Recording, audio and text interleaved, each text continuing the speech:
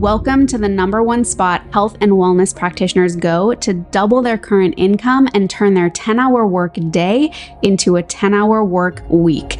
Join us as we dive into the tips, tools, and tech you need to create a life and practice on your own terms. More freedom, flexibility, fulfillment, and of course, funds. It's time to build your online practice. And I'm your host, Michelle Rogers, also known as the WELLthy Woman.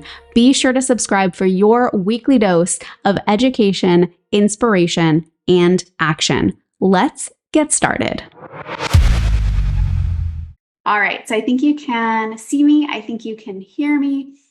Standing out in the sea of social media, dial in your identity to become the beacon your client needs. So social media as an online practitioner is absolutely essential. And I know so many practitioners out there are just, it's a source of stress. It's a source of contention. It's a source of like heaviness for so many practitioners because a lot of us, me included, are introverts and we love just like doing our thing and like working with clients and like whatever, studying and like putting together protocols and just kind of being in our own kind of space. You know, we don't tend to be, team players and out there and extroverted. Of course, there are practitioners who are. And if you are, I'm slightly jealous. But yeah, most of us are just kind of like we keep to ourselves. And so social media can be a bit daunting and scary.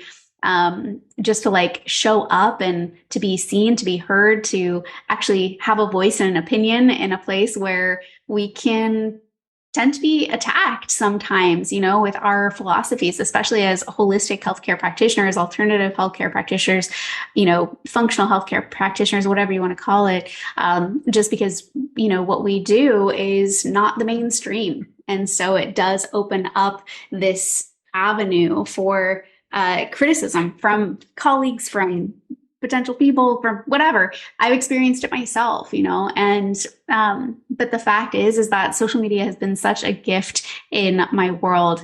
Not only have I made some of the best freaking friendships ever through social media, through Instagram specifically, but I've built my business because of social media, right? Like this is why we get to, or how we get to really build the practice and lifestyle that we truly desire. Like literally like having your phone and being able to like interact with potential clients, make sales, like do protocols, like we can do everything on our phone, our tablet, our computer, whatever that is, and be able to be anywhere in the world that has an internet connection. Like it's absolutely mind blowing that we're in this age and this stage. And I go out, I live in Mexico for those of you who don't know.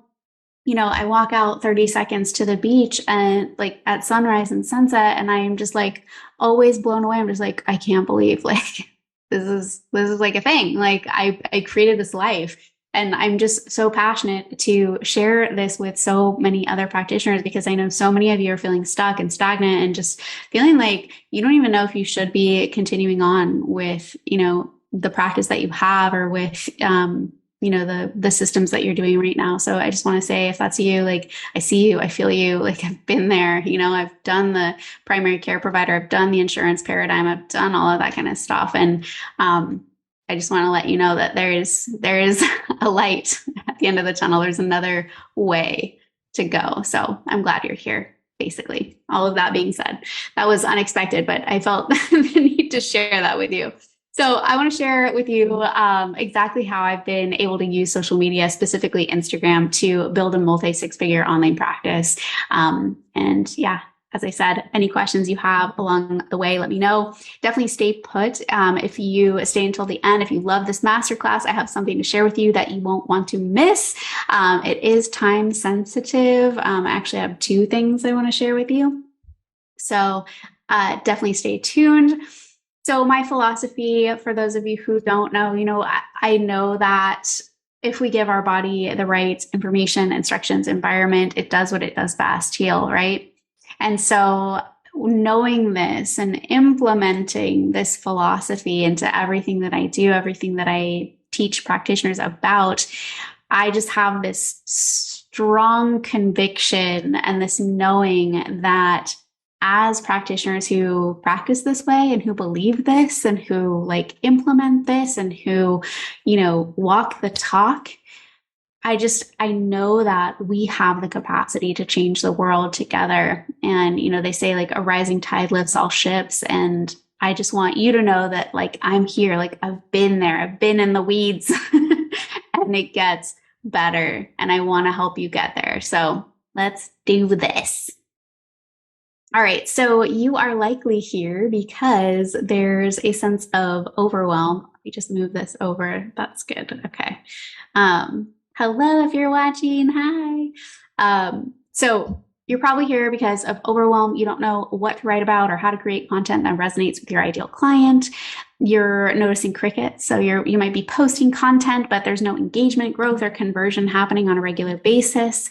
Maybe there's some confusion, like you're not sure how to engage with your audience, let alone the people who do show interest in your offer, right? That's the worst. Where you're like, oh my God, someone's interested. Now what do I do? Right? But that'll be in a different training. But if this sounds like you're in the right place. I have got you covered. So my goal is that after this little masterclass here, that you're going to have more certainty, right? You're going to have a clear understanding of what to write about and how to start magnetizing your ideal clients to your audience. You're going to have a more engagement, right? Moving forward. So you'll know how to start getting engagement, grow your audience, and start introducing your offer to the world. Clarity, you're going to know how to engage with your audience and communicate next steps to your ideal clients. All right, you ready to go? So quotes, we always start with quotes. So I'd rather regret the risks that didn't work out than the chances I didn't take at all. Yeah, I think that's true. When it comes to social media, when it comes to being in the online practice space, holy smokes.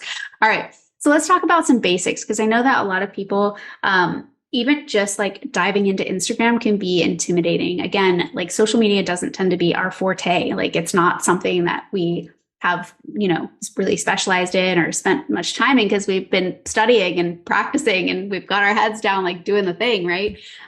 So let's start with some basics here. So your profile photo, this is the first thing that people see when they come across your Instagram page, right? So it's important to make it count. Use a high quality photo that's both professional and visually appealing. Now, the word professional is something that I take very lightly, right? So professional doesn't mean that you need to be wearing your white coat and your stethoscope and be all like doctory, right? This can just be like, you look like a human being who takes care of themselves, right? And like, looks like a respectable human being who has integrity. Okay. So professional, I use that loosely. Consider using a photo of yourself to help create a personal connection with your audience. So showing your face, smiling, looking like you're an approachable person is a great place to start. It doesn't have to be, a hired professional that took your photo. This profile photo is super small, right? So make sure the photo is consistent with your brand's visual identity and style. And that's a little bit more advanced, but for some of you, we have practitioners in all stages. If you're just getting started, just put a freaking photo up there and smile and have it kind of close to your face so someone can see who you are, okay? If you are more advanced, you have a built brand already, which is actually what we're going to be talking about a lot today, then just make sure there's some consistency there, right? So here's an example. So this is my profile. The photo that we're talking about here is this one. So this is your profile photo. It's the first thing people see. Again, close enough as you can get to your face, smiling, all of that. So just an example there.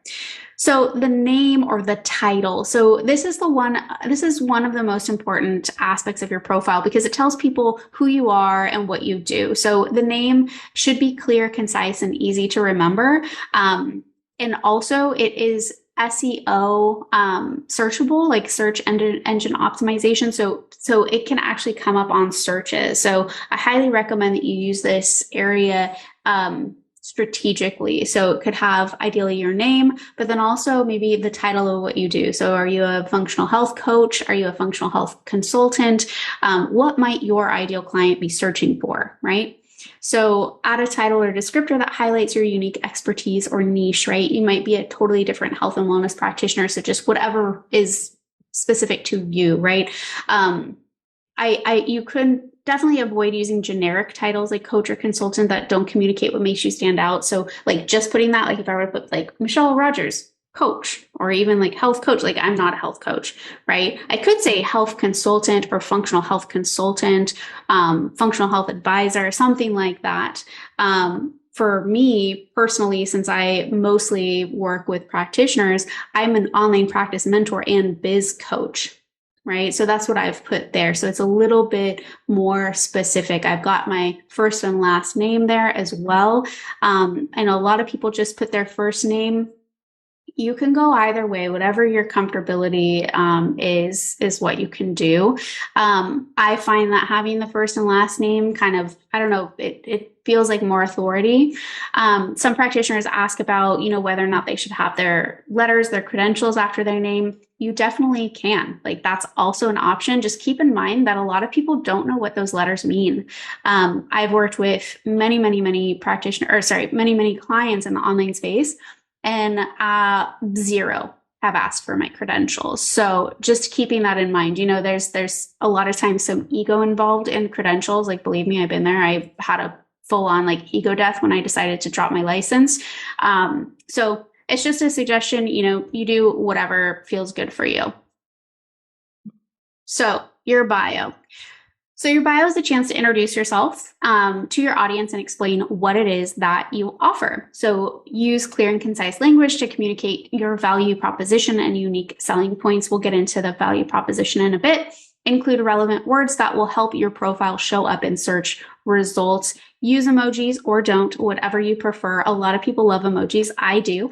But it does help to break things up. You don't want just some solid paragraph, but it makes it more visually appealing. So for example, this is my bio, these lines here. So helping you build your online practice, 6 figures in less than 6 months. That's me. I use a trophy for featured in Microbiome Labs, Rupa Health, Help Living. And then a little chat emoji for DM me, Wealth for more info. So you could do something similar to that, but make it your own if you want, or you can get creative, whatever you feel like. So that is what we have there.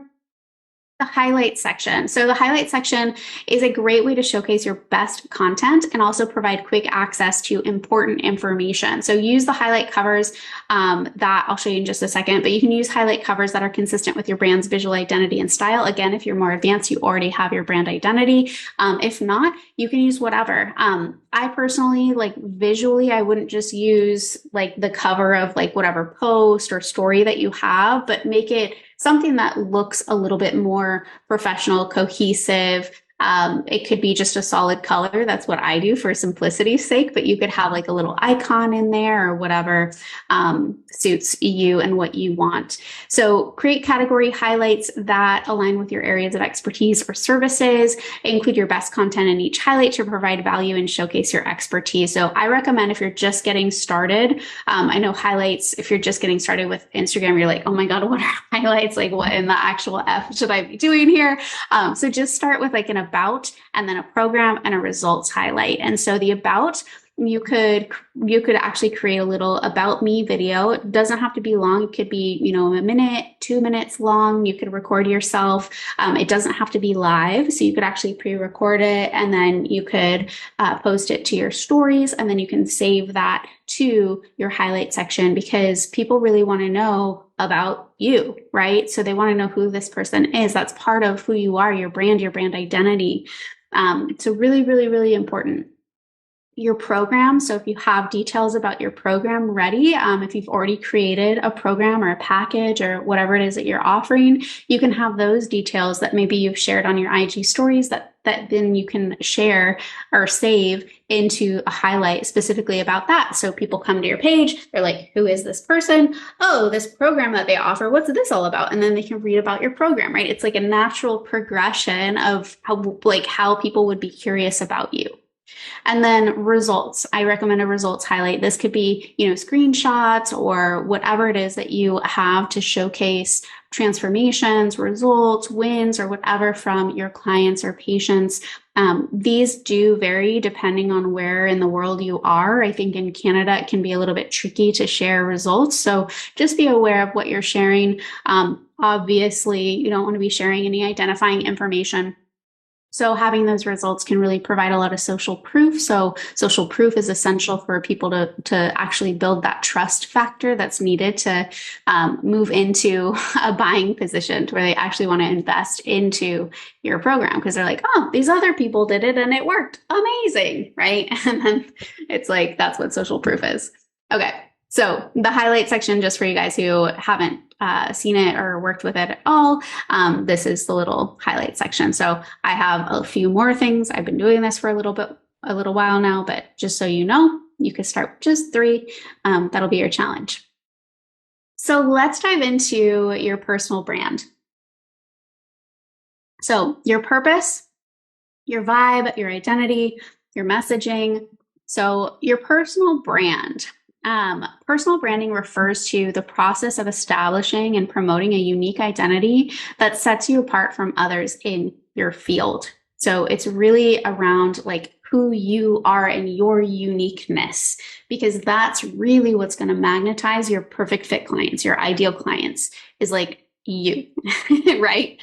So a personal brand can help you communicate your expertise, your values, your personality to potential clients, building trust and rapport with them, right? In a crowded health and wellness space, in a crowded online space, right? Like I'm not one for like competition, but at the same time, there's a lot of unqualified people in the online health and wellness space. So how can you differentiate yourself from those gurus and influencers and all that stuff going on around there? Because when it comes to quality, it's not a crowded market at all. So, okay. So anywho, in the crowded health and wellness space, there are so many practitioners with similar backgrounds, qualifications. A strong personal brand can help you stand out and attract your ideal clients. Okay. That's why we're talking about this. We want to stand out in the sea of social media, right? So key elements. So key elements of your brand, one would be values. So your values are the guiding principles that shape your decisions and your behaviors. Now, your personal brand should reflect these values and communicate them to your audience. For example, if one of your core values is compassion, your personal brand should communicate that you are a caring and empathetic practitioner. Okay. So I would recommend having, values. I would pick like 3 to 5 values. So exercise 1, define your core values. Make a list of your top 5 core values. Write a sentence or 2 explaining what each value means to you and how it shapes your work as a practitioner. So for example, one of my values is freedom, right? And that means geographic freedom, financial freedom, like time freedom, right? Like being able to do what I want, when I want, with whomever I want, whatever, right? Like freedom is one of my core values. And so that's something that comes across in all of the content that I create, right? And that's something that helps me to inspire other practitioners to be like, oh, wow, like I want to move somewhere, or I want to travel, or I want to like not be stuck in this certain situation that I'm in right now, right? So the freedom to me is just the freedom of choice, like being able to choose. So what are some of your values? So key elements of your brand, passions. So your passions are the things that energize and motivate you. Incorporating your passions into your personal brand can help you stand out and showcase your unique personality. For example, if you're passionate about yoga, you can incorporate yoga related content or imagery into your personal brand, right? So like one of the things that I do sort of incorporate into my personal brand, well, no, I guess I do quite a lot, is like the beach and like Mexico, right? Like I always include that some way into my content, whether it's through photography, whether it's through experiences that I'm having and sharing on Instagram stories or whatever that is. That's just like a part of my life. And so it doesn't have anything to do with how like my practice or even my mentorship for practitioners, but it's a huge part of my life. So it's part of what I share, right? And I get so many people who, say like, hey, I'm coming to Tulum, like, blah, blah, blah, what are you up to? Or what do you recommend? Or da, da, da, da. Like I'm known as being in this area now. So that's that. Exercise 2. Identify your passions. So make a list of the things you're most passionate about. It could be a TV show. It could be a certain sports activity. It could be anything, right? It could be cooking, could be whatever. Another thing that I incorporate is like animal-based eating, right? I created a membership around animal-based eating for women at the beginning of the year. Okay. So think about how you can incorporate these passions into your personal brand and through your content, imagery, or messaging, or all of the above, right? Key elements of your brand, unique selling proposition. So I alluded to this a little bit earlier, your USP. So this is what sets you apart from other practitioners in your field. It's the unique combination of skills, experiences, and personality traits that make you the best fit for your ideal clients, right? So your personal brand should communicate your USP clearly and concisely. This is also called like your I help statement. It's your value proposition. So there's a lot of different ways that you can call a unique selling proposition. So exercise 3 is like define what this statement is. So identify the unique combination of skills, experiences, and personality traits that make you the best fit for your ideal client. So write a sentence or two summarizing your USP and how it sets you apart from other practitioners in your field. This could also be what you use in your bio, just so you know. Target audience. So your target audience is the group of people you want to serve and help. Understanding their needs, desires, and pain points can help you craft a personal brand that speaks directly to them and resonates with them, right? This is a big, big piece of creating your personal brand, because the better you know who your target audience is, who your perfect fit clients are, your ideal clients, whatever you want to call it, they're all the same. The better you know who that is, the more clearly you're going to be able to communicate how you can help them. You're going to better understand what they need help with, what their interests are, what their goals are, all of that stuff. So that is going to be a whole program in and of itself.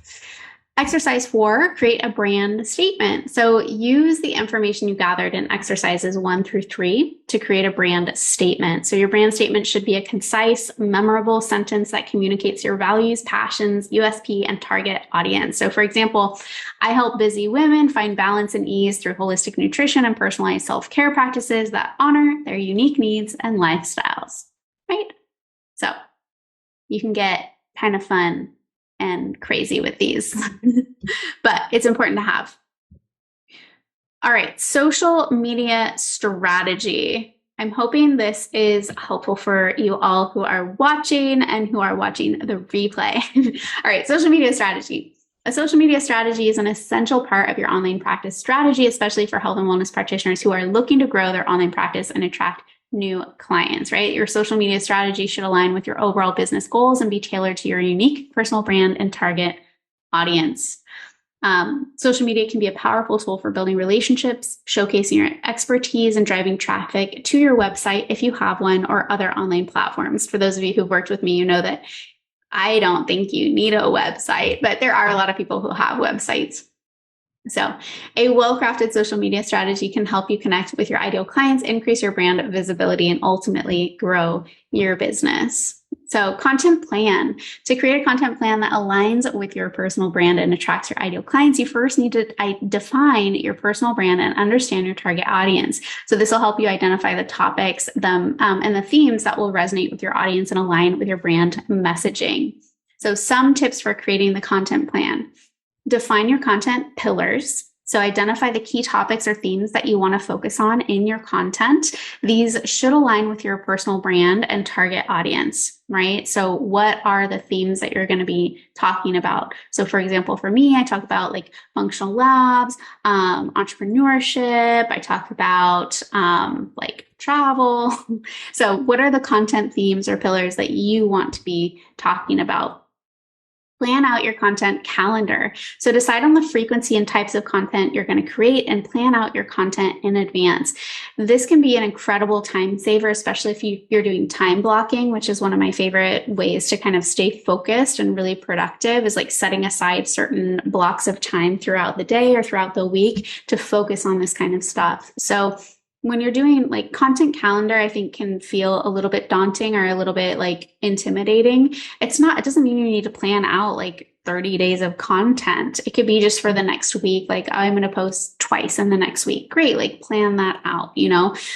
So just know that that doesn't mean you need to plan out every single day and like, what am I doing on IG stories? What am I doing on my wall post? What am I doing on Facebook? Like, da, da, da, da, da. Like that's not what you need to be doing. Okay. So mix up your content formats. Now experiment with different types of content such as video, images, and written posts to keep your content fresh and engaging. This also helps you figure out what your audience responds to, right? Because people are always like, well, Michelle, like what should I post? Like just a photo, a carousel, like a video, a reel, or like da da da da. It's like, I don't know, because I don't like know who your ideal clients are, right? Like you need to figure out what your audience likes, what do they respond to? So that's why it's actually really important to experiment, right? Especially if you're just getting started, you're still building your audience, like you're not really sure like what people are responding to, what they want, what they're interested in. And so just doing a variety at the beginning can really help you dial into like, oh, they really like it when I blah, blah, blah. Okay. So really important. Be consistent. So consistency is really key when it comes to social media, especially when you're starting out and you're trying to use that as your main platform for gaining clients. Stick to a regular posting schedule and stay true to your brand messaging and voice. Okay. So engagement, how to enhance or improve your engagement. So growing your following and engaging with your audience on social media requires a combination of strategy and authenticity. Some best practices for engagement and growth include hashtags. Yes, I still use hashtags. People still use hashtags. They can increase your visibility and reach on social media when they're used appropriately. So use relevant hashtags that are specific to your industry or niche. This is a little guideline that I found to be really, really helpful is 1 to 3 hashtags around who your content is for, 1 to 3 hashtags around what your content is about, and then 1 to 3 hashtags around the pain point that your content solves. Okay. So engage with your audience, respond to comments and messages in a timely manner, and use social media as an opportunity to build relationships with your audience. I personally love building relationships with new followers and potential clients in the DMs. There are some really easy, non-invasive strategies that you can use, which are things that I cover inside of the mentorship. Collaborate with other brands and influencers. So partnering with other brands or influencers in your industry can help you reach new audiences and grow your following. So you could speak on a podcast, you can do an IG story swap, you can give a shout out without any expectation in return, right? So you can just start making like those collaborations in that way. Post consistently again is huge, right? It's huge. So consistency is key when it comes to social media. Aim to post on a regular schedule and stay active on the platform. If this is once a week, awesome. If it's every single day, awesome. Just pick the flow that works for you. Okay? Just be consistent.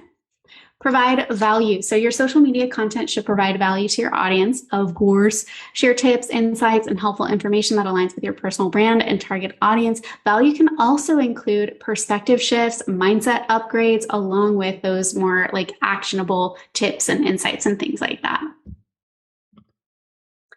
So the 3 posts to pin on your social media. This is a fun one, I think, because it gives you a really awesome head start on where to focus your time and energy. If you're wondering like, oh my gosh, well, I need to like post some things and I don't know what to post. So 1, your brand story. So create a post that tells your audience, which are potentially, perfect fit clients, why you're the one to guide them on their health journey. Share your own story, challenges, and breakthroughs. Allow them to get to know you, the real you. Okay? That's your brand story. Education. Now, specific education posts. Create a post that encompasses the one message that your audience needs to know about your niche. This is the message that you wish every single client had prior to working with you. Like they already knew this thing. They already believed this thing. They were already like, they're there. They're on the same page as you. What is that thing? And educate them on that. Okay. And then social proof is the third one. So create a post that showcases what results are possible when working with you. Tell us a story about a client's journey, post screenshots of major wins or transformations. If you don't have them yet, you can use your story as an example, right? Every single person in the health and wellness field that I know has their own healing journey, right? And that is all I have for you. Have a beautiful rest of your evening and the rest of your week. And if you have any questions, pop them in the comments. All right. Bye. All right, that's a wrap for today. If you want the exact breakdown of how I help practitioners go from their first 5K to consistent 50K months with just 2 offers, 10 hours per week, and an audience of less than 500 people, be sure to click the link in the podcast description or head to wealthywoman.co/breakdown. To make sure you don't miss an episode, be sure to subscribe. And for daily online practice insights, follow me on Instagram at wealthywoman.co. Let's create your life of wealth, full of abundance, purpose, health, wealth, and joy.